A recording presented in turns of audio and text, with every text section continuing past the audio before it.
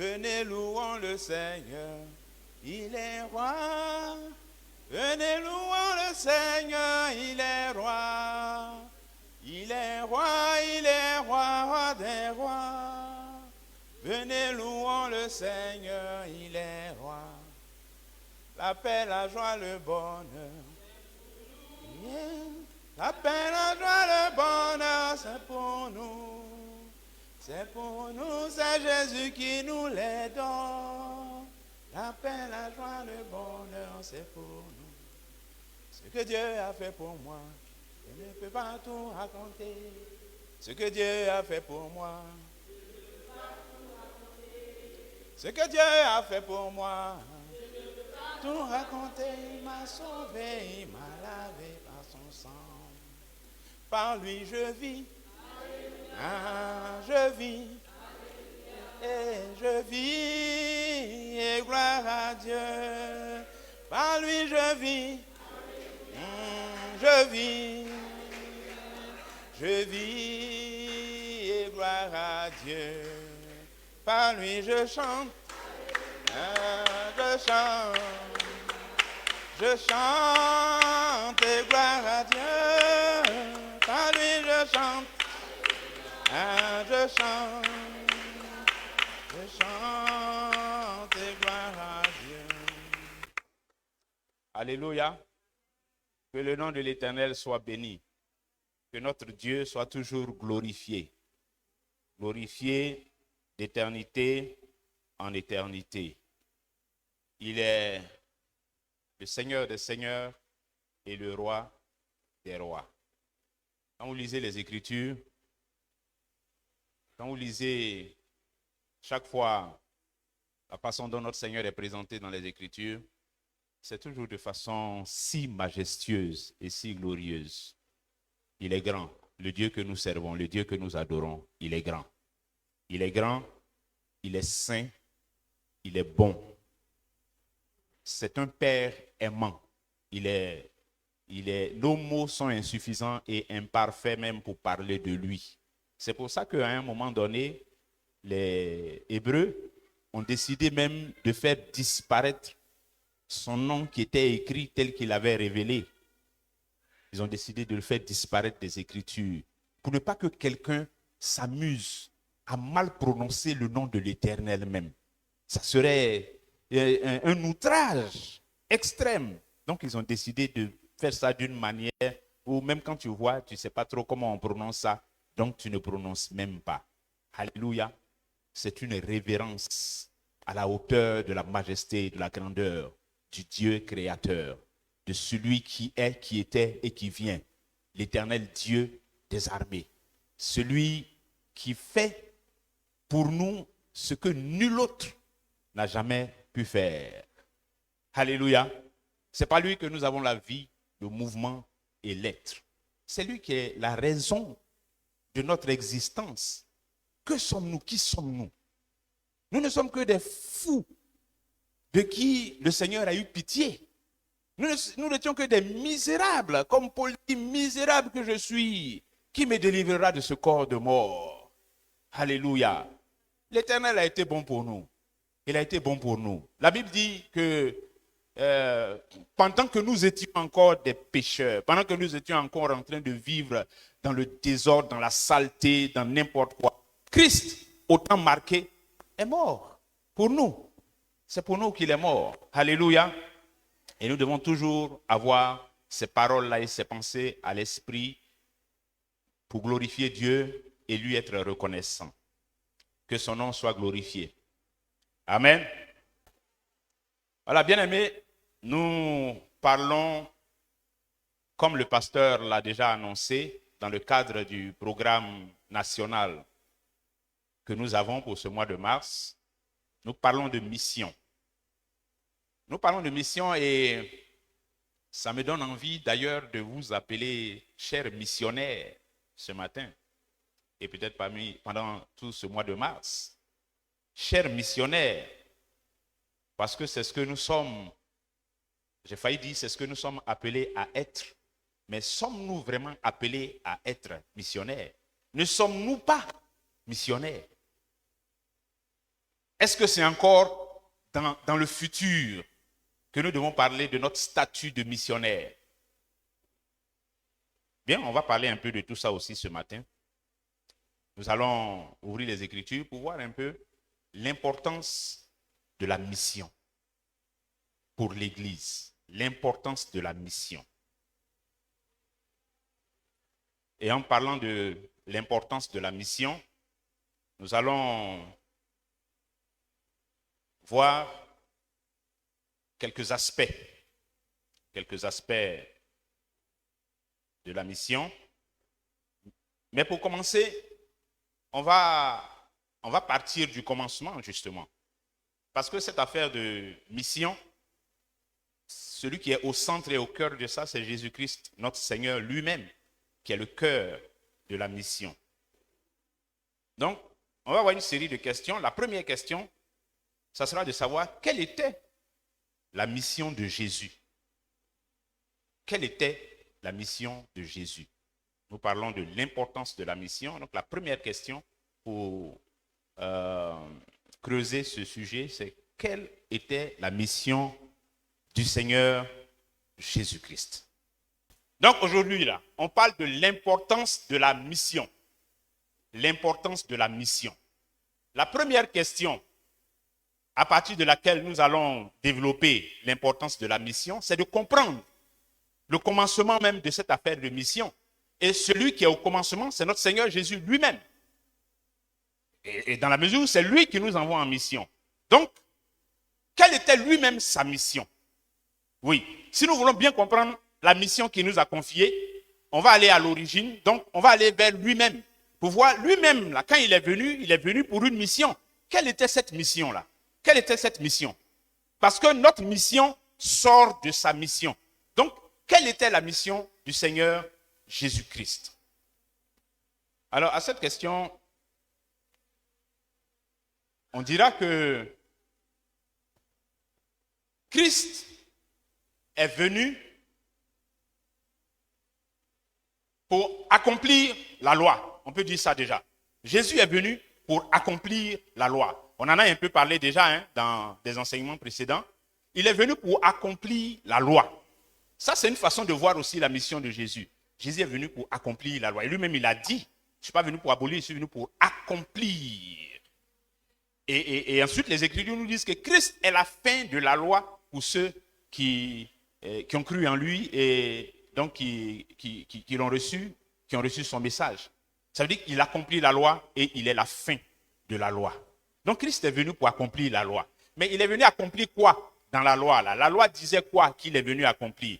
Eh bien, la loi, on a dit déjà ici que la loi fonctionnait un peu comme une prophétie. La loi qui était organisée autour des sacrifices, du sang des animaux qu'on offrait et tout le temps, comme dit l'Épître aux Hébreux, eh bien, ça, c'était une annonce, on va dire prophétique, de quelque chose qui devait arriver. Donc, le sang des animaux qui étaient présentés tout le temps selon la loi, là, ça annonçait que pour ôter le péché du monde, il faut que du sang puisse être répandu, car sans effusion de sang, il n'y a pas de pardon des péchés.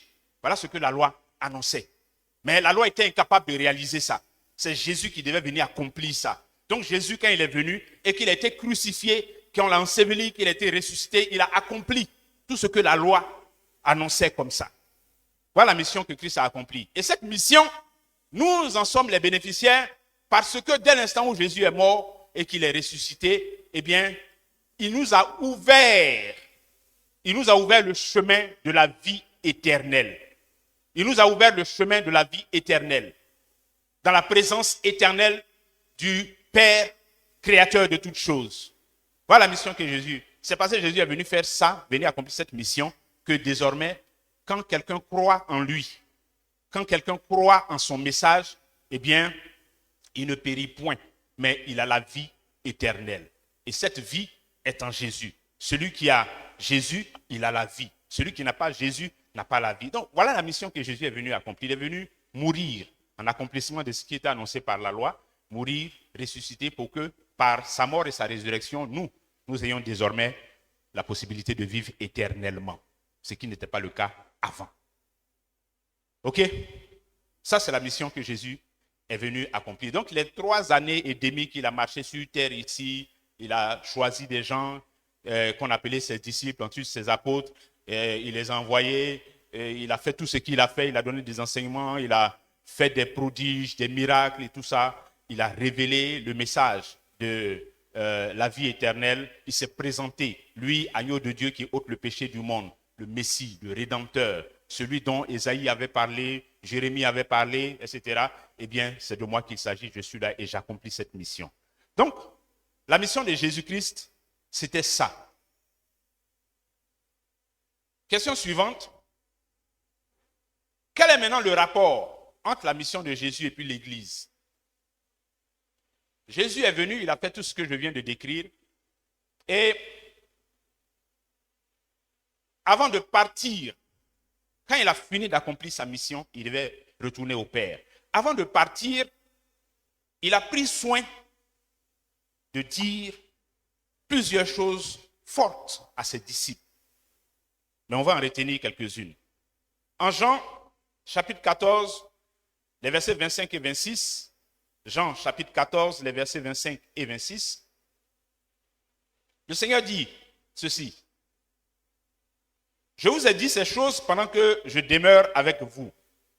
Mais le consolateur, l'Esprit Saint, que le Père enverra en mon nom, vous enseignera toutes choses et vous rappellera tout ce que je vous ai dit.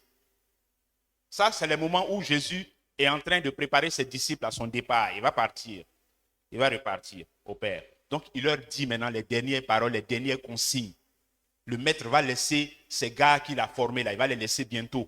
Donc, avant de partir, il prend le temps de leur donner les dernières instructions. Quand je ne serai plus là, voici ce qui va se passer. Quand je ne serai plus là, voici ce que vous devez faire. C'est la mission là. Il a commencé à leur expliquer. La mission qu'il laisse à l'église. Parce que ceux-là, les disciples, les premiers disciples qu'il a appelés, c'était déjà l'église dans son stade petit embryonnaire. Les 12, un est perdu, et puis ensuite les 70, les 120, prédication de Pierre, 3000, voilà. Donc progressivement comme ça.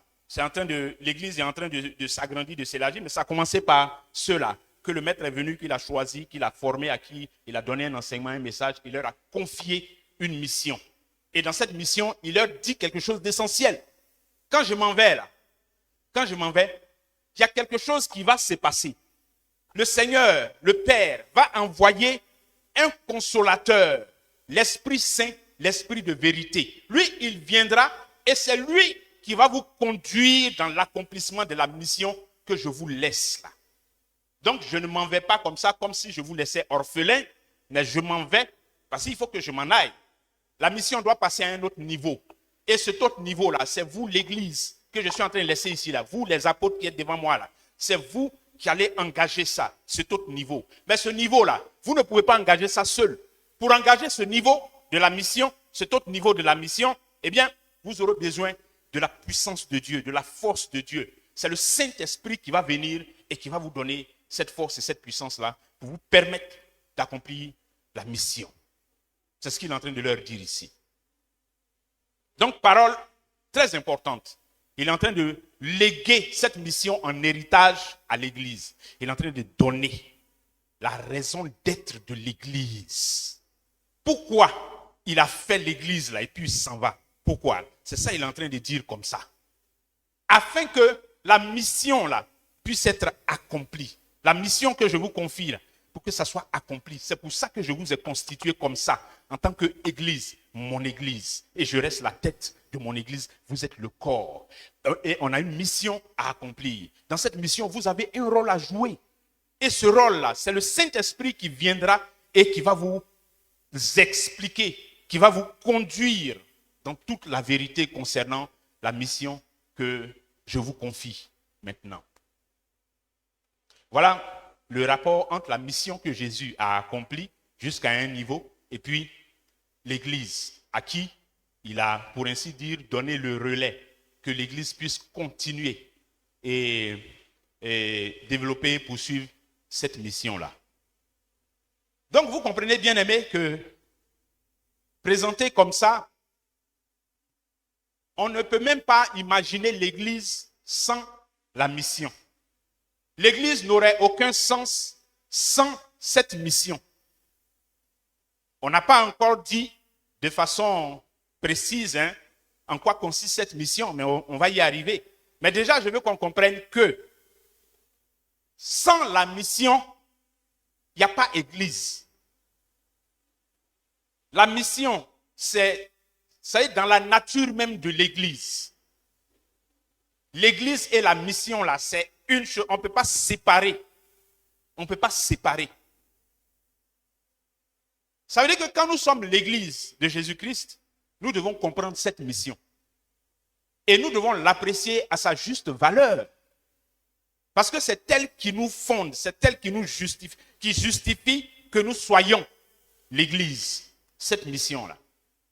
C'est une mission que le Seigneur n'a pas confiée à un autre groupe, ou bien à d'autres personnes, ou bien à un autre individu. C'est une mission qu'il a confiée à l'Église et à l'Église uniquement sur la terre. Là. C'est à l'Église seule que Jésus-Christ a confié ça, cette mission. Donc Christ est venu, il a accompli ce qu'il avait à accomplir. Quand cette partie de sa mission s'est achevée, il est parti et il a confié la suite là, à l'Église. Alors quand on dit il a confié à l'Église, ça ne veut pas dire qu'il a enlevé sa main dedans, puis il dit bon c'est à vous maintenant, débrouillez-vous. Non, je dis à l'Église, mais l'Église, les Écritures nous disent bien que l'Église est le corps de Christ et lui, il est la tête. Ça veut dire qu'il est toujours là. Il est le cerveau, il est le penseur de l'Église. C'est lui qui est le concepteur de cette mission. C'est lui qui a créé cette mission-là. Donc, il ne peut pas laisser ça dans nos mains et puis il va partir. C'est pour ça, justement, que pour faire le lien entre l'Église et puis lui, qui est la tête, il y a le Saint-Esprit qui vient, le consolateur, qui vient. L'Esprit qui sonde les profondeurs de Dieu, là. Il est dans l'Église et puis il travaille dans l'Église avec nous, à travers nous. L'Esprit qui sonde les profondeurs de Dieu, il est là dans l'Église. Et c'est par lui que la mission là s'accomplit. C'est lui qui nous utilise. C'est lui qui nous distribue tous les outils dont nous avons besoin. Les dons spirituels, les talents, les capacités, les connaissances et tout. C'est l'Esprit qui distribue ça comme il veut. Il distribue ça à chacun. Et puis maintenant, chacun étant outillé, on peut s'engager dans l'accomplissement de la mission de l'Église. Au nom de Jésus-Christ. Amen. C'est bon, c'est clair? Ok. Alors, maintenant, cette mission, il y a quoi dedans? C'est quoi cette mission-là? Le pasteur en a parlé un peu en nous donnant les grandes lignes la dernière fois. On va entrer dans quelques détails. Cette mission, c'est quoi? Quand nous lisons les Écritures, c'est quoi cette mission-là? J'indiquais tout à l'heure, comme dans Jean chapitre 14, les versets 25 et 26, que le Seigneur est ici en train de donner les dernières instructions à ses disciples avant de partir. Eh bien, en Matthieu également, on a le récit de ces dernières paroles-là que le Seigneur a laissées à ses disciples avant de partir. En Matthieu chapitre 28, les versets 19 et 20, le Seigneur dit « Allez, faites de toutes les nations des disciples, les baptisant au nom du Père, du Fils et du Saint-Esprit, et enseignez-leur à observer tout ce que je vous ai prescrit. Et voici, je suis avec vous tous les jours jusqu'à la fin du monde. » Matthieu, chapitre 28, versets 19 et 20. Ici, dans ces paroles du Seigneur Jésus-Christ que je lis, ces paroles qu'il adressait à ses disciples, le Seigneur est en train de préciser le contenu de cette mission. Il est en train de préciser les choses les plus lourdes dans cette mission. Allez, faites de toutes les nations des disciples. Vous voyez, dans cette phrase déjà, le Seigneur précise à ses disciples l'étendue de la mission qu'ils ont à accomplir. Il leur donne l'étendue, c'est-à-dire jusqu'à où la mission là doit partir. Il dit faites de toutes les nations. Toutes les nations. Donc toi qui es disciple de Jésus, et puis Jésus te dit ça et tu l'entends, dit faites de toutes les nations des disciples, tu comprends déjà que c'est une affaire qui n'a pas vocation à se dérouler entre nous dans notre petit groupe ici. Et puis on se contente de ça. Non. Quand le maître, avant de partir, laisse les instructions et puis dit, faites de toutes les nations. Allez, allez, allez, allez. Ne restez pas sur place, mais allez. Ne restez pas sur place, allez, bougez. Soyez en mouvement, en action. Allez. Mais parce que la mission, c'est ça, c'est le mouvement. La mission, on bouge. La mission, on agit. La mission, on travaille. La mission, on est à la tâche. C'est ça, la mission. Il n'y a pas de mission dans la paresse. Il n'y a pas de mission dans la négligence. Il n'y a pas de mission dans la tricherie. Hein? On se cache. Quand il y a le travail, on se cache. Non. Il n'y a pas de... L'esprit missionnaire n'est pas comme ça. L'esprit missionnaire ne fuit pas le travail. Il ne se cache pas parce qu'il y a travail. Non, au contraire. Le premier mot dans l'ordre de mission, c'est aller. Allez, bougez, allez. Soyez en mouvement. Agissez, soyez actifs. Et actifs pour faire quoi? Actifs pour faire des disciples. Actifs pour faire des disciples, bien-aimés. On peut voir 4 niveaux de la mission que le Seigneur a confiée à l'Église. 4 niveaux. Alors chaque fois que je vais dire que c'est une mission pour l'Église, il faut comprendre également que ça veut dire que c'est une mission pour chacun de nous individuellement. Vous voyez, c'est chacun de nous là qui formons l'Église. Donc, c'est une mission pour l'Église, ça veut dire que c'est une mission pour chacun de nous individuellement. Et cette mission, elle est importante pour l'Église et elle est importante pour chacun de nous individuellement, bien-aimés. Alors, avant de revenir à ce passage, revisitons un peu l'exemple, l'expérience de ceux qui nous ont précédés dans la foi. C'est toujours important. Les apôtres et les autres disciples. Quand le Seigneur est parti, dans les premiers chapitres du livre des Actes, on voit ce qu'on appelait l'effusion du Saint-Esprit, le jour de la Pentecôte. Ils sont à la chambre haute, les disciples, et puis l'Esprit est descendu sur eux. Ils se sont mis à parler en d'autres langues, à dire les merveilles de Dieu. Et puis bon, à la suite de ça, Pierre, rempli du Saint-Esprit, sort et il se présente devant la foule qui était là. Il n'a pas eu peur. Il est sorti, se présenter devant la foule et il leur a prêché le message de l'Évangile. Il leur a donné le message de la bonne nouvelle du salut par Jésus-Christ. Et ces gens-là, ils ont entendu et ils furent touchés. C'est ce que les Écritures disent. Ils furent touchés par le message de Pierre. Et puis, c'est là qu'ils se sont interrogés, qu'ils ont interrogé les apôtres. Hommes frères, que ferons-nous? Parce que ce que tu viens de dire là, ça nous a touchés. Ce message spirituel que tu viens de nous donner là, ça nous a touchés. À faire du salut, à faire de la vie éternelle, le sacrifice de Jésus-Christ. Ça nous a touchés. Que ferons-nous? On fait quoi maintenant? Eh bien, il leur a indiqué la conduite à tenir, se repentir de leurs péchés et puis se faire baptiser au nom de Jésus-Christ. Et puis recevoir l'Esprit. Bien aimé, c'est la mission qui était lancée comme ça. C'est la mission qui venait d'être lancée de cette manière-là. Après avoir reçu l'Esprit, les disciples se sont lancés, ils ont été lancés dans la mission. Ils ont été lancés dans la mission. Et puis, à partir de là, les Écritures nous disent que 3000 âmes ont été ajoutées à l'église ce jour-là. Vous entendez bien? On dit 3000 âmes ont été ajoutées à l'église ce jour-là. Ça veut dire que l'église était déjà là. L'église était déjà là. Mais l'église attendait que l'Esprit soit donné pour que la mission soit lancée et que des âmes puissent être ajoutées à elle.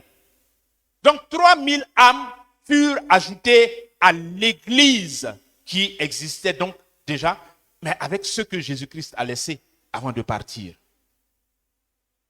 Et ceux-là, quand vous lisez Actes des Apôtres, vous voyez comment ils se sont engagés dans la mission.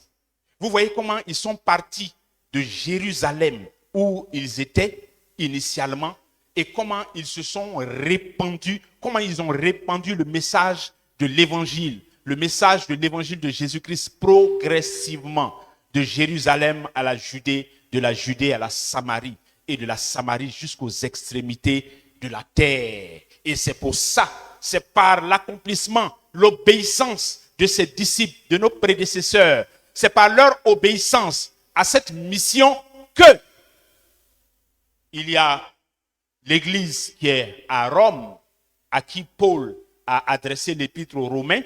C'est l'obéissance à cette mission qui a donné l'église de Colosse, à qui Paul a écrit l'épître aux Colossiens, qui n'était plus, là on n'est plus à Jérusalem, on n'est plus dans la Judée, on n'est même plus dans la Samarie, on est sorti de cette région-là. On est parti à Rome, on est parti à Colosse, on est parti à où ça, dans tous ces endroits. Ils se sont éparpillés dans le monde. Il y a des Éthiopiens même qui sont venus d'Afrique et qui ont été baptisés. On a vu ça dernièrement, l'eunuque éthiopien, qui ont été baptisés. Donc lui, quand il est baptisé et puis il retourne dans son Éthiopie, là, il retourne avec l'évangile. Et l'évangile est en train de se propager. Bien aimé, l'évangile est en train de s'étendre, de se propager. Donc, bien aimé, voilà le message de l'évangile de Jésus-Christ qui est en train de s'étendre, de se répandre. Et c'est parce que des gens ont obéi à cette mission-là qu'aujourd'hui, moi,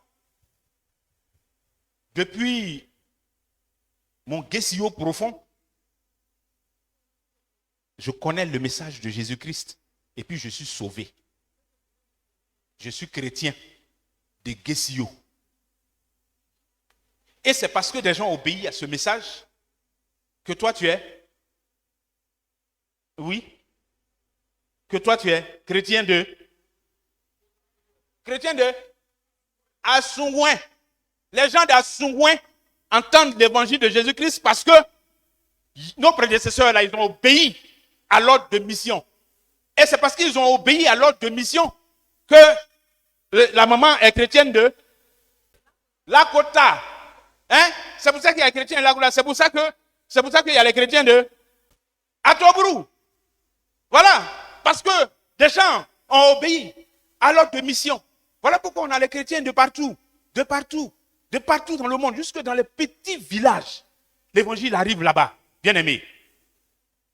C'est l'ordre de mission là qui a été reçu. Et des gens ont été obéissants à cet ordre de mission. C'est ça qui est le résultat de nous, notre conversion. Dans notre Afrique, ici, dans nos villages, dans nos villes. Et de ceux qui se sont convertis partout dans le monde. Alléluia. Quand on lit et qu'on voit un peu ce qu'on appelait les voyages missionnaires de Paul, mais on voit comment Dieu a pris cet homme-là. À un moment donné, l'église était dans le jeûne et la prière, et puis le Saint-Esprit a dit, mettez-moi à part Paul et Barnabas pour l'œuvre à laquelle je les ai appelés. Et puis, paf, les voyages missionnaires se sont multipliés. Les voyages missionnaires se sont multipliés. Allez annoncer l'évangile chez les Grecs là-bas, en Éphèse, chez les Éphésiens. Allez annoncer l'évangile vraiment un peu partout. Et cet évangile, d'année en année, d'âge en âge, dans l'histoire de l'Église, s'est propagé. C'est vrai. On peut faire le débat de, bon, le message de l'évangile a été corrompu, il a été transformé, il a été fait, les gens ont utilisé ça pour faire d'autres choses, etc. Oui, c'est vrai, mais ça n'annule pas la mission et ça n'annule pas le message authentique de l'évangile qui existe toujours et qui continue d'être prêché par des gens fidèles. Alléluia, dans l'église. Et c'est de ça que nous parlons, c'est ça qui nous intéresse. Quand nous lisons ce passage, on se rend compte qu'il y a comme 4 niveaux, la façon dont le Seigneur a exprimé ça. Il dit, voilà, Actes chapitre 1, le verset 8. Où il dit, mais vous recevrez une puissance, le Saint-Esprit survenant sur vous, et vous serez mes témoins à Jérusalem, dans toute la Judée, dans la Samarie et jusqu'aux extrémités de la terre. Actes chapitre 1, le verset 8. Donc ici, le Seigneur est en train c'est toujours de la mission que le Seigneur parle ici à ses disciples. Il est en train de leur dire, il est en train de leur montrer l'étendue de la mission. Ok? Dans Matthieu 28, on avait déjà une indication concernant l'étendue où il a dit « Faites de toutes les nations ». Ici également, il exprime la même chose. Il montre l'étendue et il montre ça de façon progressive. Jérusalem, Judée, Samarie, extrémité de la terre. Jérusalem, Judée, Samarie, extrémité de la terre. 4 niveaux. Jérusalem, Judée, Samarie, extrémité de la terre. Mais le Seigneur exprime ça de cette façon-là pour dire quoi? Ce n'est pas que ce sont ces endroits-là qui sont les cibles de l'évangile. Ce n'est pas pour dire que l'évangile, quand ça va sortir de Jérusalem, eh bien, l'endroit où ça doit partir, c'est se répandre dans les limites de la Judée. Et puis, après ça, ça va se répandre dans les limites de la Samarie. Non, ce n'est pas seulement ces endroits-là. Ce n'est pas seulement ces endroits et ce n'est pas nécessairement dans cet ordre chronologique. L'idée derrière cette façon dont le Seigneur a présenté la mission, c'est pour dire à ses disciples que l'évangile, la bonne nouvelle, elle doit être prêchée. L'Église doit grandir. L'Église doit s'étendre sur toute la terre. Donc l'Église que nous sommes venus commencer ici à Jérusalem, là, et où j'ai marché pendant 3 années et demie, là, avec vous. Je vous ai enseigné, je vous ai formé. Eh bien, l'église qu'on a commencé comme ça, nous qui sommes là, moi et vous, mes apôtres, cette église, quand je vais partir, vous devez sortir de Jérusalem avec le message. Vous devez sortir de Jérusalem et puis contaminer avec ce message-là toutes les villes par lesquelles vous allez passer, les villes par lesquelles l'Esprit va vous faire passer. Vous devez contaminer toutes ces populations avec ce message. Et la contamination là doit couvrir toute la terre. Et ça va se faire progressivement. Ça va se faire progressivement. Parce que ce n'est pas une affaire de un coup et puis c'est fini. C'est progressivement, progressivement. Donc Jérusalem, Judée, Samarie, extrémité de la terre. Alléluia. Aujourd'hui, historiquement et en toute objectivité, on peut dire que l'évangile n'est plus au niveau de Jérusalem. L'évangile n'est plus seulement au niveau de la Judée. L'évangile n'est plus seulement au niveau de ce qui était la Samarie. Avant, l'évangile est maintenant parvenu jusqu'aux extrémités de la terre, bien-aimés. L'évangile est parvenu aujourd'hui jusqu'aux extrémités de la terre et c'est la mission qui est en cours d'accomplissement. C'est la mission de l'Église qui est en cours d'accomplissement. Et c'est quand elle accomplit sa mission que l'Église donne un sens à son existence. C'est quand tu fais ce pourquoi Dieu t'a suscité, ce pourquoi Dieu t'a envoyé. C'est quand tu fais ça que tu es en train de justifier la raison de ton existence. Elle dit, c'est vrai, toi tu devais exister. Toi tu devais exister parce que justement, ce pourquoi on t'a créé là, c'est ça que tu es en train de faire. C'est comme tu es dans une entreprise, tu recrutes, tu dis tu as besoin d'un chauffeur. Tu recrutes un chauffeur et le chauffeur, il n'est jamais prêt pour conduire voiture. Il n'est pas en train de faire ce pourquoi il a été créé dans la société. Ce pourquoi il a été recruté dans la société. Il n'est pas en train de faire ça. Il est inutile, il ne sert à rien. Même s'il a le titre de chauffeur, même s'il a le titre de, je ne sais pas quoi, de directeur de l'exploitation mécanique dans l'entreprise, il n'est pas en train de faire, même s'il porte le nom de ça, si on en a mis le titre sur lui parce qu'on l'a recruté pour ça, mais il n'est pas en train de faire ce pourquoi il a été recruté, il est inutile, il ne sert à rien. Parce que toi qui as été recruté pour être chauffeur, si tu t'en vas toujours t'asseoir au secrétariat, tu t'en vas t'asseoir au secrétariat, tu es assis au secrétariat, tu veux faire travail du secrétariat, c'est à toi que le patron n'a qu'à donner les courriers, tu vas écrire, tu vas faire partie des courriers, recevoir, tu vas faire les communications, mais pendant ce temps, qui conduit la voiture? Qui conduit la voiture? Ça veut dire que tu peux avoir l'impression que tu es en train de travailler dans la société, mais en réalité, tu es inutile. Parce que tu n'es pas en train de faire ce pourquoi tu as été suscité. De même, l'Église, si l'Église n'est pas en train d'accomplir la mission, si l'Église n'est pas engagée dans la mission, l'Église se rend inutile dans les narines du Père. L'Église se rend inutile. Si ce n'est pas pour accomplir la mission, nous parlons de l'importance de la mission pour l'Église. Si ce n'est pas pour accomplir la mission, alors l'Église se rend complètement inutile. Et à la longue, elle va devenir nuisible. Parce que, tout comme le chauffeur qui, au lieu de chercher à vérifier l'état des véhicules et puis de voir son emploi du temps de circulation, il préfère aller s'asseoir derrière le bureau du secrétariat pour faire ce que lui, il a envie de faire. Eh bien, à la longue, il devient nuisible même à la secrétaire. Parce qu'il va fatiguer la secrétaire. Il va l'empêcher de faire correctement son travail. Il va lutter le travail là avec elle alors que ce n'est pas son travail. Et il va l'empêcher de faire son travail et empêcher que la société tourne correctement. Parce que lui, il empêche les autres de faire leur travail. Pourquoi? Mais parce qu'il refuse de faire le travail pour lequel il a été suscité. Bien aimé, il en est de même pour nous, l'Église. Il en est de même pour nous dans l'Église. Si nous ne sommes pas en train de faire la mission, si nous ne sommes pas engagés, impliqués dans la mission, bien aimé, nous sommes inutiles dans l'Église. Nous sommes inutiles dans l'Église. Si ce n'est pas pour être des missionnaires pour Jésus-Christ, nous sommes inutiles dans l'Église. Amen. La mission est importante.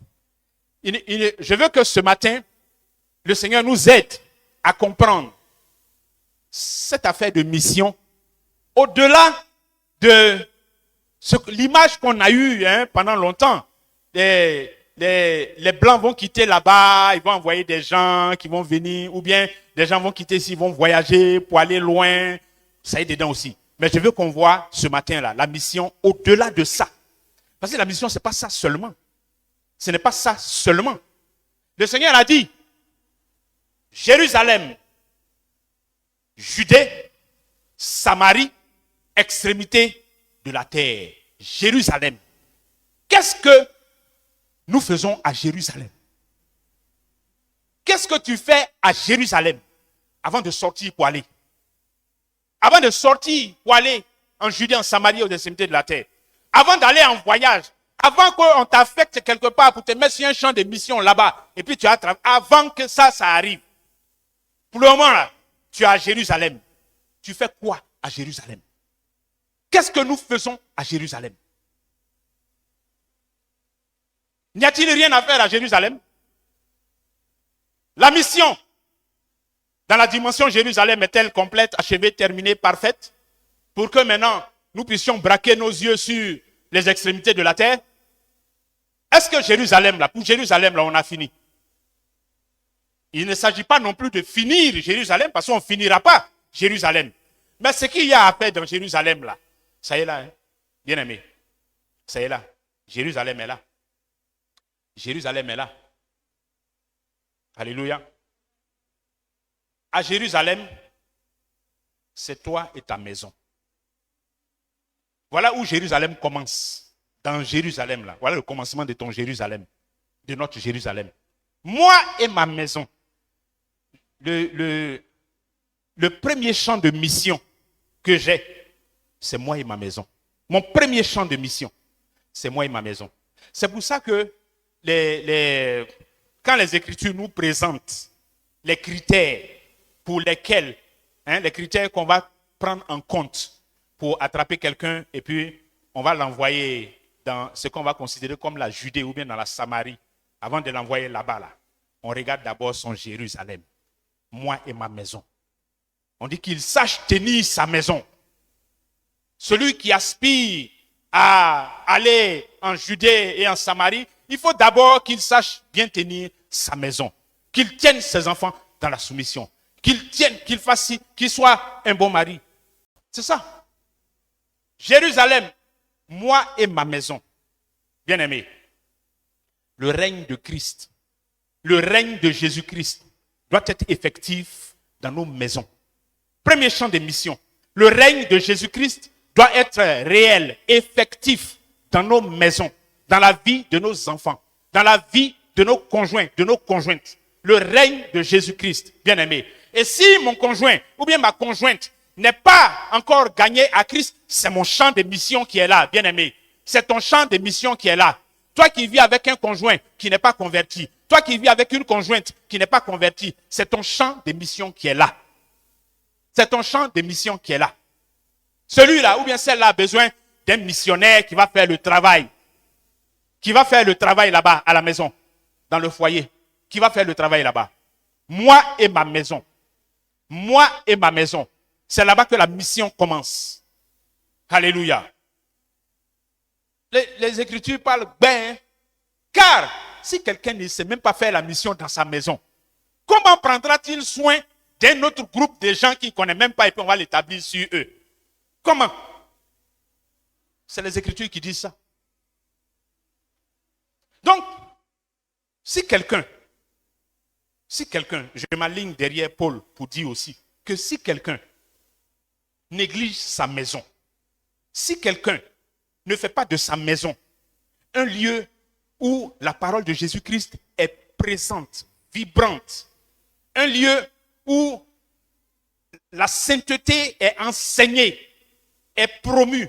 Si quelqu'un ne fait pas de sa maison comme ça, là, faut même pas y va réfléchir à dire que on va faire la mission, on va aller faire la mission, on va aller. Non. Tu n'es pas encore qualifié. Commence à la maison. Commence à la maison. Alléluia. Bien-aimé, quand je vais dans la Judée, j'élargis un peu plus le cercle de mon action missionnaire. Quand je sors de Jérusalem et que je vais dans la Judée, j'élargis un peu plus le cercle de mon action missionnaire. Et dans la Judée, je retrouve donc dans un cercle plus large, on va dire, peut-être ma famille plus élargie, mes proches, et je dirais même, dans une certaine mesure, l'église locale. Parce que là, je sors maintenant de ma cellule familiale. Monsieur, madame, les enfants, je sors de là. Et quand je sors de là, je suis dans ma Judée. Et dans ma Judée, là, il y a l'église locale dedans. Deuxième niveau, il y a l'église locale dedans. C'est-à-dire, ce que tu es dans Jérusalem, là, c'est ça, tu sors et puis tu viens dans ta Judée. Les forces que tu as développées dans Jérusalem, c'est avec ça que tu sors. Et ça se répercute sur ta Judée aussi. Parce que ce que tu as, tu l'as. Ce que tu es, tu l'es. Donc, quand tu as ça, quand tu es comme ça, et que tu sors de Jérusalem pour entrer dans ta Judée, eh bien, quand tu sors de ta maison pour venir travailler dans l'église locale, c'est ton zèle qui est dans la maison, que tu déploies à la maison, c'est ça que tu déploies ici aussi, dans l'église locale, dans l'assemblée. Et puis, tu t'engages dans les activités, dans les travaux qu'il y a à faire. Amen. Et puis, de là, le prochain siècle, plus élargi encore que Jérusalem et la Judée, eh bien, ça sera probablement celui où on va trouver les collègues, les connaissances, les amis. Hein. Vous voyez que le cercle devient de plus en plus large. On est quitté de la maison, on est venu dans l'environnement immédiat dans lequel on trouve l'église également. Et puis, au-delà maintenant de l'église, on a toutes les autres connaissances que je peux avoir, toutes les autres personnes qui peuvent graviter autour de moi. Et ça aussi, c'est un champ de mission. C'est un champ de mission. Mon travail, mon lieu de travail est un champ de mission. Car nous sommes la bonne odeur de Jésus-Christ au milieu de ceux qui sont sauvés et de ceux qui périssent. Nous sommes la bonne odeur de Christ. Partout où nous sommes la bonne odeur de Jésus. Donc, sur notre lieu de travail, nous sommes la bonne odeur de Jésus. Et on doit nous sentir. Nous sommes la bonne odeur de Jésus. Nous sommes en mission pour Jésus quand on va au travail. Quand je suis arrêté devant mon patron, je suis en mission pour Jésus. Quand c'est moi qui suis le patron et que je suis arrêté devant mes travailleurs, je suis en mission pour Jésus. Et quoi que vous fassiez, faites-le de bon cœur, comme pour le Seigneur et non pour des hommes. Quoi que vous fassiez, vous êtes en mission. Quoi que nous fassions, nous sommes en mission parce que nous le faisons pour le Seigneur. Pour le Seigneur. À l'école, c'est ton champ de mission. À l'université, c'est ton champ de mission. Au travail, tu es dans ton champ de mission. En famille, on dit réunion de famille, toute la grande famille est là. Tu es dans ton champ de mission. Tu vas au village, tu es dans ton champ de mission.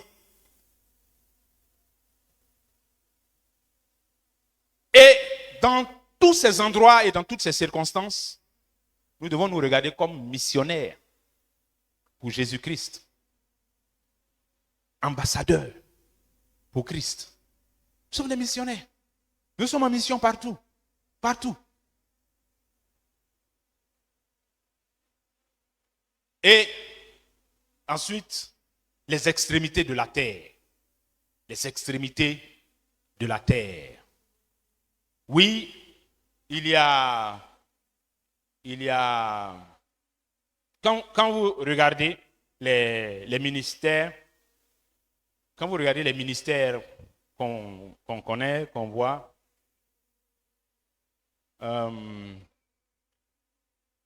notre pasteur, par exemple, il est en mission ici. Il est en mission ici. Il n'était pas ici. Il était à l'église d'Avocatier. Et puis, un jour, une décision a été prise de l'affecter à Yopougon, sur cette église. Mais cette église est devenue son champ de mission. Cette église locale est devenue son champ de mission. Et nous, tout ce que le Seigneur a ajouté ici aussi, eh bien, c'est notre champ de mission. Et on travaille avec le missionnaire principal. Et nous faisons le travail de la mission ensemble. On doit faire le travail de la mission ici. Pendant que nous sommes ici.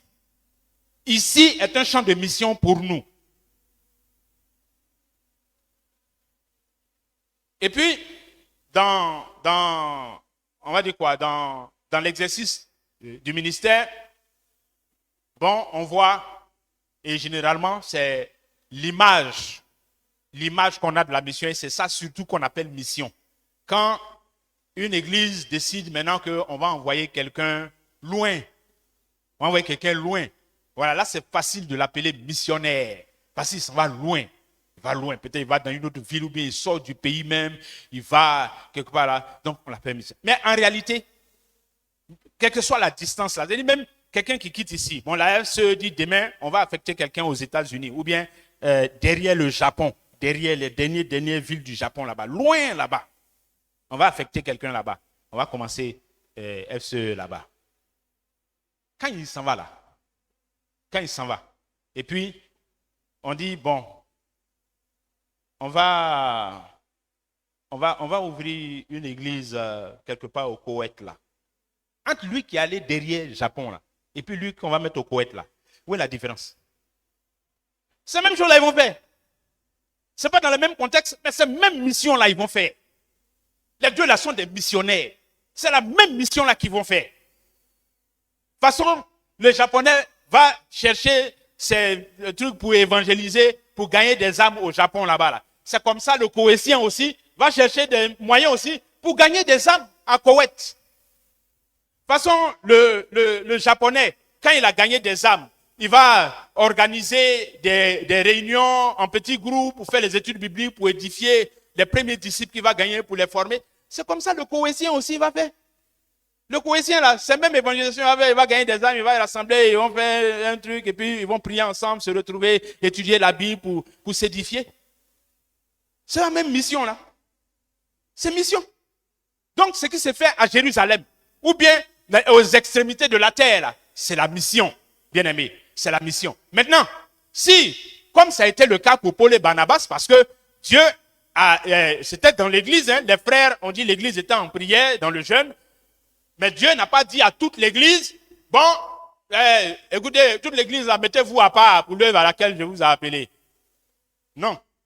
Il a choisi deux dedans, Paul et Barnabas. Et aux deux là, pendant que l'église continuait de faire la partie de la mission qui lui était donnée, qui lui était confiée, le Seigneur a choisi deux parmi eux pour les envoyer dans un autre type de mission, dans d'autres contextes, pour les utiliser dans une autre dimension, pour accomplir toujours la mission. Mais cette fois-ci, jusqu'aux extrémités de la terre. Vous n'allez pas rester en Jérusalem, en Judée ou bien en Samarie. Je vais vous faire tourner partout dans ces régions du monde-là pour que vous puissiez porter le message de l'évangile à toutes ces nations. Donc ça aussi, ça fait partie de la mission. Ça aussi, c'est une dimension de la mission. Et ça existe. Et les Écritures, comme je viens d'expliquer, nous montrent que Dieu fait comme ça aussi. Dieu prend des gens ici, dans un coin, et puis les envoie loin de chez eux pour aller faire la mission, pour aller faire le travail de l'œuvre missionnaire. Dieu fait comme ça aussi. Alléluia. Et c'est le même travail qu'ils font. Dans des contextes différents,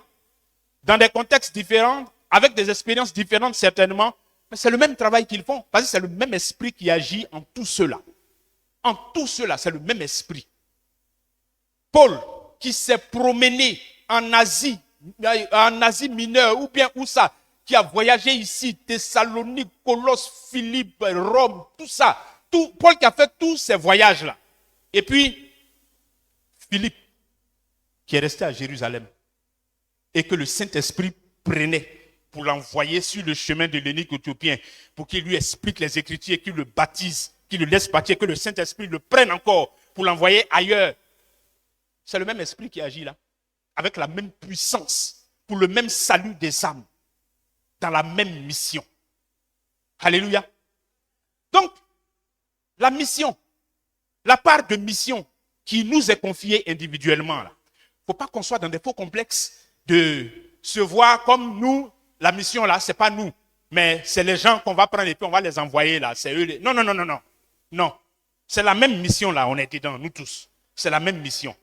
Et si Dieu veut te prendre comme Paul et Barnabas pour te balancer quelque part, ça dépend de lui. C'est selon son programme. C'est comment lui, il a prévu les choses là. Quand le temps va arriver, bon, peut-être tu vas entrer dans ça et puis on va te prendre pour te mettre quelque part pour que tu ailles prolonger l'action missionnaire quelque part. Mais pendant que nous sommes là, nous sommes déjà. Il faut qu'on se voit déjà dans la mission. Il faut qu'on comprenne l'importance de ça. C'est parce que nous sommes dans la mission que nous donnons un sens à notre présence dans l'église. C'est parce que nous sommes en train de faire la mission que notre présence dans l'église a un sens. Mais parce que la mission, c'est ça son importance, c'est que c'est la mission qui nous définit. C'est la mission qui nous définit. Nous devons être en train de faire la mission, d'être des missionnaires. Maintenant, dans la mission, j'ai un peu brossé cet aspect. 1 Pierre 2,12 dit: ayez au milieu des païens une bonne conduite, afin que là même où ils vous calomnient, comme si vous étiez des malfaiteurs, ils remarquent vos bonnes œuvres et glorifient Dieu au jour où il les visitera. 1 Pierre, chapitre 2, le verset 12. Quand vous êtes au milieu des païens, là, si il y a un inconverti dans ta maison, ça veut dire que il est dans ton Jérusalem. En tant que missionnaire dans ton Jérusalem, 1 Pierre 2,12 dit: en face de cet inconverti qui est dans ton Jérusalem et qui peut être dans ta Judée, qui peut être dans ta Samarie, qui peut être dans les extrémités de la terre pour toi, en face de ces inconvertis, un aspect de la mission que tu as à accomplir, c'est d'avoir une bonne conduite. D'avoir une bonne conduite, parce que ta bonne conduite, là, tu vois, regarde la conséquence. Quand tu as une bonne conduite en tant que missionnaire, là, il dit une bonne conduite, afin que là même où il vous calomnie comme si vous étiez des malfaiteurs, il remarque vos bonnes œuvres. Tes bonnes œuvres, ta bonne conduite devant ceux pour qui la mission est faite. Parce que c'est ça aussi.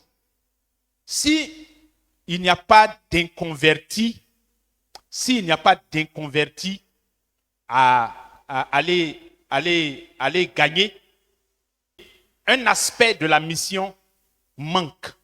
S'il n'y a pas d'inconverti. Parce que le Seigneur a dit dans Matthieu 28, 19, 20, que faites de toutes les nations des disciples. Faites d'eux des disciples. Ça veut dire, je vous envoie vers ceux qui ne sont pas encore des disciples. Donc faites d'eux des disciples. Mais pour aller faire des disciples, il faut que moi-même je sois disciple. Je ne peux pas aller faire des disciples si moi-même je ne suis pas disciple. Et c'est moi-même être disciple. C'est là-bas, mon Jérusalem commence. Moi-même être disciple. Ensuite, ceux qui sont avec moi immédiatement, ma maison. Donc, dans être disciple moi-même, avant d'aller faire des disciples, il dit, devant ceux vers qui je vous envoie pour dire, allez faire d'eux des disciples. Là. Voici la conduite que vous devez avoir.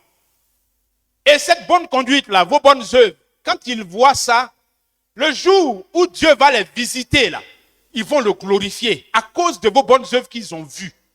Le jour où Dieu va les visiter parce que quelqu'un d'autre leur a prêché l'évangile et qu'ils se sont souvenus du modèle de vie chrétienne, du modèle d'intégrité, de justice que vous avez représenté à leurs yeux pendant qu'ils étaient païens, eh bien, ça là, ça reste dans leur esprit. Et le jour où le message de l'évangile percute dans leur tête là, le témoignage qu'ils ont de vous va participer à leur conversion et à leur affermissement. Ayez une bonne conduite au milieu des païens, afin qu'ils voient vos bonnes œuvres et votre bonne conduite, et que le jour où Dieu va les visiter, eh bien, ils puissent glorifier Dieu à cause de la bonne conduite qu'ils ont vue en vous. 1 Pierre chapitre 3, le verset 1. Femmes, soyez de même soumises à vos maris, afin que, si quelques-uns n'obéissent point à la parole, ils soient gagnés sans parole par la conduite de leurs femmes. Mission. Femme missionnaire. Femme missionnaire dans ton foyer. Ton mari n'est pas converti. Tu es une missionnaire dans ton foyer. Maintenant, pour gagner ton mari, là, entre autres choses, je dis entre autres choses parce que, oui, la prédication verbale aussi de l'évangile fait partie des moyens de transmettre le message. Mais ici, ce que Pierre dit là, c'est quelque chose de spécial. Pierre dit, toi qui es femme, tu es chrétienne, tu es femme chrétienne, tu as connu la vérité de Jésus-Christ. Et puis, ton mari n'est pas encore converti. Il dit ta conduite, ta bonne conduite là, ta bonne conduite, en tant que missionnaire qui veut gagner ton mari là, ta bonne conduite, ton mari peut être gagné par ta bonne conduite. Ton mari peut être gagné par ta bonne conduite. C'est-à-dire la conduite et le comportement, le témoignage que les gens ont de nous. Le témoignage que les gens ont de nous. Ça peut ouvrir leur cœur à l'évangile comme ça peut fermer leur cœur à l'évangile. Le témoignage que les gens ont de nous. C'est-à-dire si cet aspect-là, on le néglige et qu'on se focalise sur ce qui vient après, mais on risque de créer des blocages inutiles, des blocages qu'on peut facilement éviter pourtant. Parce que mon témoignage ne donne même pas envie à quelqu'un de me suivre dans mon affaire de Dieu là. Mais je vais aller lui dire quoi? Qu'il aura envie même d'écouter. Je vais aller lui dire quoi? Peut-être si quelqu'un d'autre lui parle, quelqu'un qui ne connaît pas, peut-être il sera plus disposé que pour moi là. Mais ma conduite peut dévaloriser l'évangile qui sort de ma bouche. Mon comportement peut dévaloriser l'évangile, le message de l'évangile qui sort de ma bouche devant les païens. Le témoignage que je donne de moi aux gens peut bloquer le message de l'évangile, peut bloquer les cœurs des gens, amener les gens à s'endurcir. Je me présente comme qui? Je suis qui devant eux? Un chrétien que je suis là, quelle image je leur donne du chrétien ou bien de la chrétienne pour qu'ils acceptent d'écouter mon message. Parce que ce message-là, il est dans la mission. Prêcher ce message-là, ça fait partie de la mission. Prêcher le message de l'évangile, ça fait partie de la mission. Mais ma prédication sera renforcée ou affaiblie par mon témoignage, par ce que je suis, par qui je suis, comment je me fais connaître aux gens, sous quel aspect, avec quelle image je me fais connaître aux gens. Ça peut bloquer mon message, comme ça peut le rendre fort. Bien aimé. Alors quand on dit ça comme ça ne veut pas dire que donc la parole de Dieu n'est pas puissante alors. La parole de Dieu, sa puissance là, sa puissance intrinsèque, ça veut dire sa puissance totale là, ça est dedans, ça découle de Dieu. Ça est dedans. Mais vous avez bien lu comme moi dans les Écritures qu'il y a des endroits où Jésus n'a pas pu faire des miracles. Pourquoi? Mais parce que les gens étaient incrédules là-bas. Est-ce que ça veut dire que Jésus n'était plus puissant? Ou bien quand il arrive là-bas, sa puissance là diminue? Non! Mais l'état d'esprit et le cœur de ceux qui entendent, qui écoutent le message là, c'est important aussi. Maintenant, comment on prépare leur état d'esprit? Comment on fait en sorte qu'ils soient ouverts, réceptifs au message? Bon, c'est vrai hein, que les gens, quand ils sont incrédules, Ok, il y a des gens, fais toutes les acrobaties que tu veux, ok, ils sont gamés, ils sont dans leur gamme. On ne parle pas de cela. On parle des personnes qui peuvent être réceptives au message de l'évangile parce qu'ils voient quelqu'un qui est un modèle devant eux. Ils voient quelqu'un qui leur inspire confiance. Ils voient quelqu'un devant eux qui incarne ce que lui-même il prêche. Il vit ce que lui-même il enseigne. Il fait ce que lui-même il dit aux autres. Quand ils voient ça, même s'il est païen là, mais il te voit comme ça. Mais le païen même, il n'a pas besoin que tu sois converti avant d'être impressionné par le comportement de quelqu'un. Quand on regarde par exemple les jeux politiques qui se déroulent, machin, il y a des hommes politiques, Abidjan ici là, il y a des hommes politiques, quand on parle d'eux, il y a certaines personnes qui disent, oui, lui là, il est parmi tous les hommes politiques que je vois, lui là seulement il est bon. Lui là, c'est vrai. C'est vrai, les gens ne l'ont pas compris, hein, mais lui là, il est propre.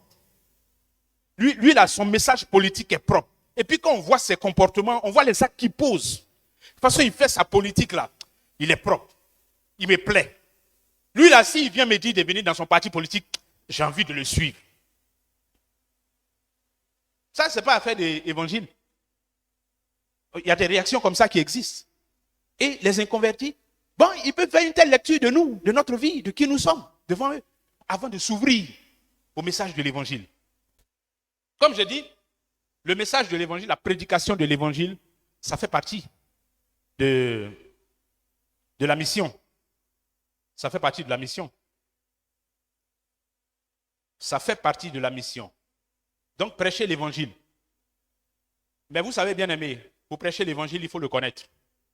Pour prêcher l'évangile, il faut le connaître. Donc, il faut accepter de prendre le temps d'étudier, de connaître, d'être formé, de connaître.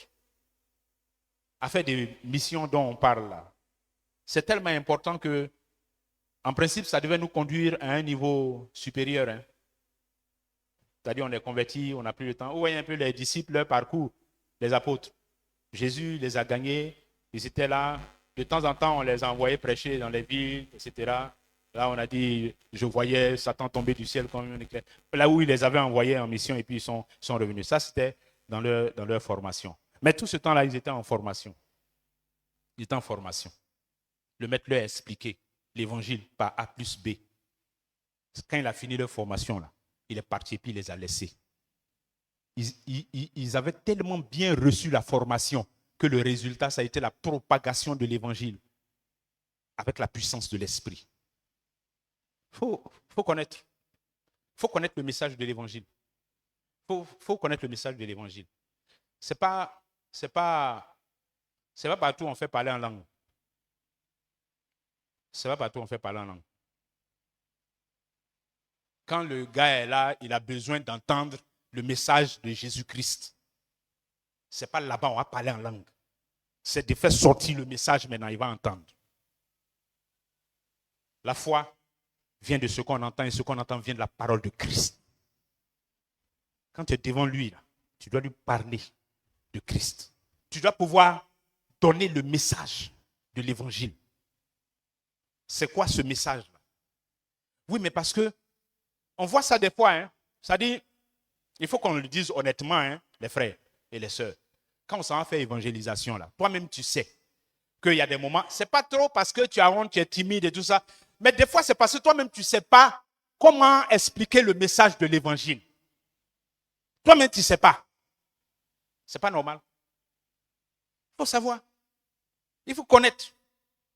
Il faut lire les Écritures. Il faut venir au programme de l'église. Il faut échanger avec les frères, les sœurs. Voilà les sujets, les choses dont vous devez parler.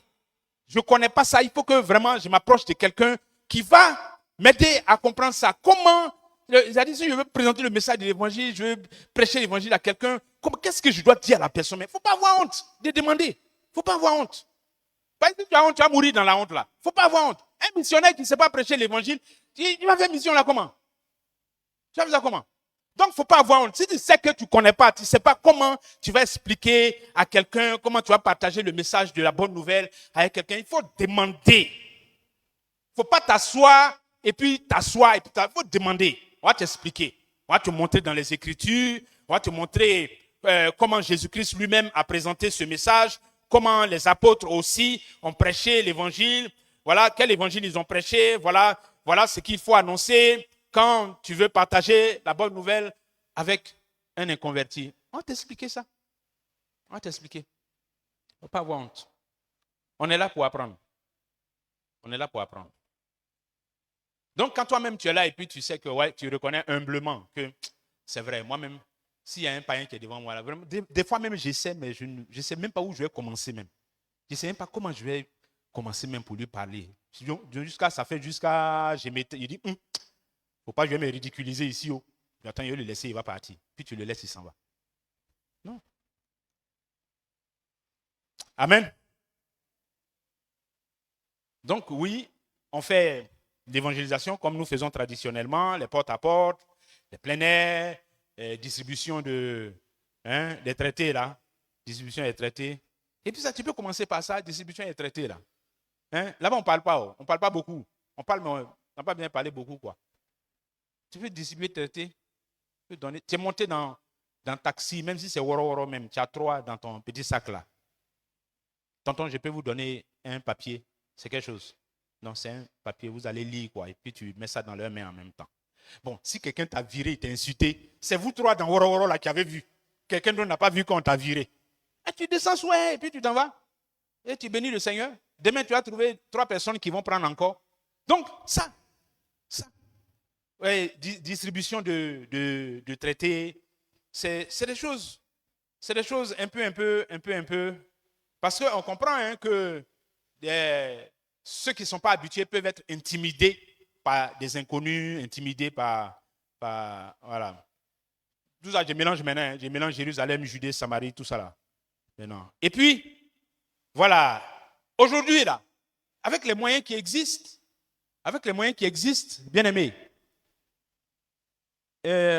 on n'aura pas d'argument devant le Seigneur. Hein? On n'aura pas d'argument devant le Seigneur. Les gens, aujourd'hui, tu peux te cacher derrière ton téléphone ou bien ton ordinateur. Tu n'as pas besoin d'affronter les gens. Et puis envoyer des messages. Envoyer des messages. Oui, non? Envoyer des messages. Au lieu de passer des nuits blanches sur TikTok à visionner n'importe quoi, là. Il faut créer des contenus aussi. Même si c'est un texte même. Sur TikTok, là, on peut créer texte. Tu peux faire un petit texte, machin, un message simple, tu partages. Sur Facebook, tu peux écrire un texte, machin. Il y a des gens qui font ça régulièrement, hein, que je lis, des textes édifiants, régulièrement. Même petit message là, un verset, et puis, ils partagent. Il met un autre truc, il partage. Est-ce que les gens lisent ou ils lisent pas ou ça, ce n'est pas mon problème. Moi, je distribue seulement. C'est comme les traités, on distribue là. Est-ce que tu vas le suivre pour voir s'il a lu? Tu ne vas pas le suivre, mais tu distribues seulement. Tu donnes. Même quand tu prêches là, tu prêches. Quand tu t'arrêtes, tu fais plein air, tu parles, tu prêches. Et c'est tout le monde qui t'écoute. Il y a des gens qui sont en train de t'insulter même dans leur cœur et puis ils passent. Ce n'est pas tout le monde qui t'écoute. Mais tu parles seulement, parle. Quand tu as fait porte à porte là, ce n'est pas tout le monde qui ouvre sa porte. Il y en a qui vont te virer, ils vont dire on n'a pas besoin de ça. Mais celui qui va t'écouter là, tu lui parles. Et même lui qui t'a écouté là, est-ce que tu sais ce qu'il va faire de ce qu'il a entendu là? Peut-être c'est pour ne pas, pour te donner le temps de, il faut parler vite, je vais partir. Qu'il s'assoit et puis il t'écoute. Il fait, c'est fini. Ok, au revoir. Mais toi tu parles. Toi pour toi là, c'est de parler. C'est de parler. Donc, les réseaux sociaux qui existent aujourd'hui là, ce sont des outils que nous chrétiens, nous missionnaires chrétiens là, on doit reconvertir en outil de communication de l'évangile. C'est ça. On doit reconvertir ça en outil de communication de l'évangile. Et puis on remplit ça des messages de l'évangile. On remplit ça des vidéos de prédication. On remplit ça des textes d'exhortation. On remplit ça. On met seulement. C'est pas grave. Si français est tordu, c'est comment on s'en fout de ça. Mets le message seulement. Mets le message. Et puis partage. Distribue. Ventile ça. Mets ça en story. WhatsApp, Facebook. Mais, demain encore, on dit story inspiré. Tu fais nouveau story. Tes abonnés n'ont qu'à voir. Ça au moins c'est faisable. Bien aimé. Ça au moins c'est faisable. Mais là encore, La mission semble difficile. Ah bon, vraiment, bon, même si ce n'est pas tous les jours, mais de temps en temps, on fait comme ça. De temps en temps, on fait comme ça. On est camarades sur Facebook. Oh. Beaucoup ici qui sont sur Facebook, on est camarades là-bas. On est camarades. Mais je ne vous vois pas beaucoup. Je ne vous vois pas beaucoup. Je ne vois pas beaucoup. Il faut qu'on soit plus présent et plus actif. Tout ça, c'est la mission. Hein? Aujourd'hui, là, moi, j'ai une conférence dernièrement où il parlait de ça, de abus sexuels des enfants en ligne. Et il disait que dans les stratégies de communication pour lutter contre ça, il faut que ceux qui mènent ces actions de lutte-là aillent où les enfants sont en ligne là. Et que les enfants se sont déplacés. Vous qui partez encore sur Facebook là, pour dire que vous êtes les sensibles. Ils ne sont plus là-bas, oh. Ils sont sur TikTok. C'est les tendances qu'on a pu voir. Ils se sont déplacés, ils sont sur TikTok. Donc les prédateurs sexuels des enfants là, ils sont sur TikTok. Donc vous qui voulez les sensibiliser là, allez sur TikTok. Mais c'est ça. Tout ça là, on doit connaître aussi. Les gens qui vont nous écouter là, ils sont où? Les gens à qui on veut parler là, ils sont où? Allons, mettons les messages là-bas. Allons, saturons là-bas les messages de l'évangile. Allons, parlons. C'est une plateforme qui est libre. On ne paye pas pour aller là-bas. On ne va pas censurer le message de quelqu'un. On met seulement. C'est tout. Ça ne nous coûte rien. Ça nous coûte quelques gigas, c'est tout. Et puis on balance, on met seulement, on met. Si un ami, ça nous édifie, on partage. Si ça se ventile, ça va seulement. Toi qui dis que tu ne sais pas créer les contenus là. Si tu as vu des contenus et puis ça t'a édifié là, faut pas j'aimer seulement. Il faut partager, partage. C'est tout ça. Mais c'est ça la communication d'aujourd'hui. Apôtre Paul ne connaît pas ça. Il n'y avait pas ça à son temps. Mais nous, aujourd'hui, on peut rester ici et puis on va ventiler ces messages-là comme ça. Utilisons ça. Faisons ça aussi. C'est une force de communication. C'est une puissance de communication. De toute façon, c'est utilisé par ceux qui ont d'autres messages là et qui atteignent les gens, qui touchent les gens, qui pourrissent les gens avec les choses. C'est-à-dire quand tu vas tirer et puis tu dis, c'est quoi les conneries même ils mettent ici? C'est quoi les conneries? Mais si tu ne mets pas les bonnes choses, c'est les conneries là, ils vont regarder. C'est ça. Donc, au lieu de dire seulement c'est quoi les conneries ils mettent, mais il faut mettre ce qui est bon là. Mets ce qui est bon là. Ce que tu veux que les gens regardent là, au lieu de regarder les conneries là. Mets ça là-bas. Mets le message là-bas. Il faut propager ça. Il faut ventiler ça. Et ça, je m'adresse principalement aux jeunes gens que nous avons ici, aux jeunes missionnaires que nous avons ici. Soyez des missionnaires sur les réseaux sociaux. Soyez des missionnaires. Soyez des porteurs du message de l'évangile sur les réseaux sociaux. Ne soyez pas silencieux. Ne soyez pas inactifs. Il faut être comme ça, en mouvement, là-dessus. Français, là, vous comprenez. Parlez ça là-bas. Parlez. Ce n'est pas pour rien Dieu a permis que vos parents vous mettent à l'école et que vous soyez des jeunes de cette époque. Ce n'est pas pour rien. Aujourd'hui, là, vous faites c'est parti. Sur place, il reçoit message. Ce n'est pas une meilleure façon de communiquer ça. On ne peut pas prendre ça là pour communiquer le message de l'évangile instantanément. Ce n'est pas un truc puissant qui est là entre nos mains.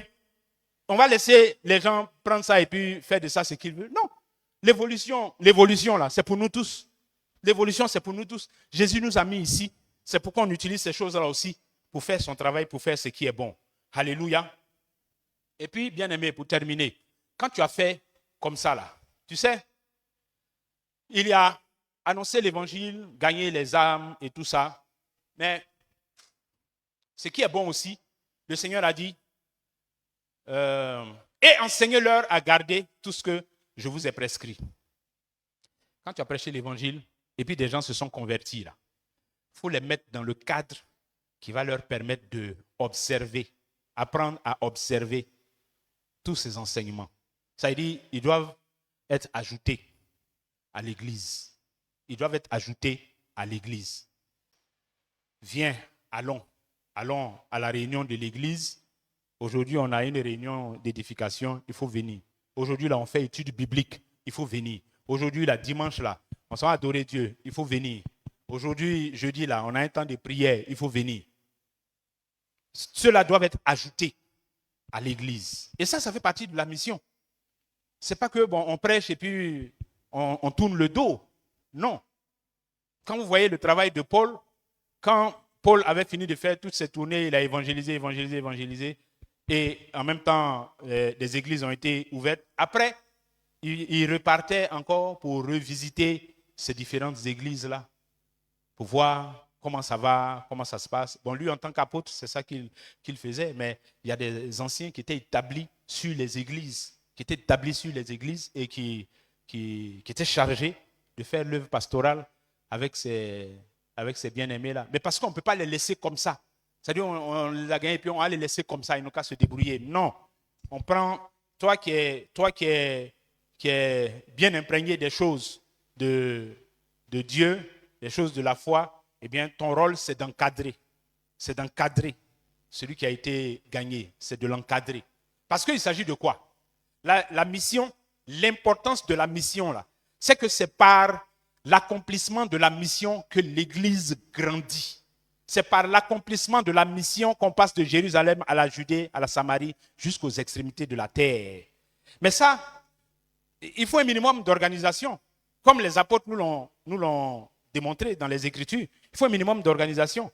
Il faut que ceux qui sont gagnés, qui sont convertis, c'est mon voisin du quartier, ma voisine, c'est un neveu qui est chez nous à la maison, qui est venu passer des vacances, qui est venu passer du temps. C'est des cousins à qui j'ai annoncé l'évangile pendant une réunion de famille. C'est un collègue ou bien une collègue qui est venu se confier à moi. Et puis bon, dans ça, j'ai profité pour lui annoncer l'évangile. Et puis, elle a été touchée par le message de l'évangile. L'étape suivante, c'est de veiller à l'encadrement de ces bien-aimés qui sont convertis, veiller à leur encadrement. Donc, c'est notre responsabilité aussi de faire en sorte que ces personnes-là, selon les circonstances, hein, c'est-à-dire, si c'est quelqu'un qui peut facilement se déplacer pour venir là où moi je viens pour prier, mais je l'invite, il n'a qu'à venir. Il n'a qu'à venir, il va être avec nous ici. On va bien l'encadrer. Il n'a qu'à venir, au lieu de rester comme ça, et puis bon, 2 jours après, il va se refroidir. Il n'a qu'à venir. Et puis on va l'encadrer correctement. Maintenant, quand on dit il n'a qu'à venir, on va l'encadrer là. Dans la mission là, bien aimé. L'encadrement là est dedans, dans la mission. Quand il vient là, c'est pour qu'on l'encadre. Quand il vient là, c'est pour que, je dis oh, mais c'est toi. C'est pour que tu l'encadres qui vient, le nouveau converti là. C'est pour que tu l'encadres qu'elle vient, la nouvelle convertie. C'est pour qu'on l'encadre. Ce n'est pas pour venir juste s'ajouter un de plus dans l'effectif de l'assemblée ici. C'est pour être encadré. C'est pour qu'on puisse lui transmettre ce que nous-mêmes on a, ce qu'on a reçu. C'est pour ça que notre Jérusalem, il est important. Ce que nous sommes, ce que nous connaissons, ce que nous avons, ce que nous savons, c'est important. 2 Timothée 2:2, ce que tu as reçu de moi, c'est ce que j'ai reçu là. Que Paul me demande de transmettre à des hommes fidèles qui soient capables de l'enseigner aussi à d'autres. Donc il faut que moi-même j'ai quelque chose. Il faut que mon bagage soit lourd. Il faut qu'il y ait quelque chose en moi que je vais pouvoir transmettre dans l'encadrement missionnaire. Bien aimé, nous sommes des missionnaires. On doit être préparés pour encadrer les âmes. On doit être préparés à encadrer les âmes, les frères, les sœurs, nouveaux convertis qui vont venir, qui viennent. Les encadrer, bien aimés. Les encadrer. Maintenant, peut-être de façon exceptionnelle, si on est dans un contexte où il n'y a pas FCE quelque part, et puis on est là-bas, et puis on a gagné des âmes. Mais on fait comme le frère, il y avait un frère bien zélé, et il était à Korogo, mais dans son zèle là, il a évangélisé, hein? Il a gagné des âmes. Il a gagné des âmes. Et il organisait des réunions avec cette petite assemblée-là. Il était chez un tuteur. Donc, ça devenait un peu difficile. Parce que le tuteur, lui, n'étant pas converti, bon, on va faire réunion d'église dans sa maison et tout ça. C'est là où l'église prend le relais. L'église prend le relais. Mais au moins, ce premier geste-là, on doit pouvoir le faire. On doit avoir ce réflexe, on doit pouvoir le faire. Voilà. Si les personnes qu'on a gagnées ne peuvent pas venir à l'église à cause de l'éloignement, on est dans une autre ville, etc. Bon, que ce premier geste-là puisse être fait. Que ça puisse être fait. Si on peut se réunir à la maison, on se réunit à la maison. En attendant que l'église prenne le relais et puis que cette action missionnaire qui a été posée puisse être consolidée, voilà, et un peu. Amen. Voilà. je pense que c'est là qu'on va s'arrêter pour aujourd'hui. Et ce que nous pouvons retenir en conclusion, c'est que la mission, c'est la raison d'être de l'Église. La mission, c'est notre raison d'être à nous tous qui sommes ici. S'il n'y a pas de mission, il n'y a pas d'Église. Donc la mission là, c'est à cause des missions qu'il y a Église. Et donc nous tous, il faut qu'on apprenne à se regarder comme des missionnaires pour Jésus-Christ, où qu'on se trouve, que ce soit dans notre Jérusalem, à commencer par nous-mêmes, notre attitude face au Seigneur, notre attitude devant notre maison, enfants, conjoints, conjointes, ou bien tous ceux avec qui on partage l'espace de la maison, et puis notre Judée, dans un cercle plus élargi, en dehors de la maison, dans l'église, ce que nous faisons dans l'église, à tous ces niveaux, on doit se voir comme missionnaires, participants à l'œuvre missionnaire, et de la Judée à notre Samarie, cercle plus élargi, de nos connaissances, de nos collègues, de nos amis, de l'école, de la famille plus élargie, et jusqu'aux extrémités de la terre, avec tous les outils de communication que nous avons aujourd'hui et qui nous donnent la possibilité, en un clin d'œil, de faire parvenir le message partout dans le monde. Voyons-nous comme des missionnaires. C'est ce que nous sommes. Et nous n'avons pas d'excuses, nous n'aurons pas d'excuses devant le Seigneur si nous négligeons l'œuvre missionnaire et si nous négligeons de nous voir comme ce que nous sommes effectivement, des missionnaires, dans la mesure où Jésus-Christ nous a dit, allez, faites de toutes les nations des disciples, les baptisant au nom du Père, du Fils et du Saint-Esprit. Amen.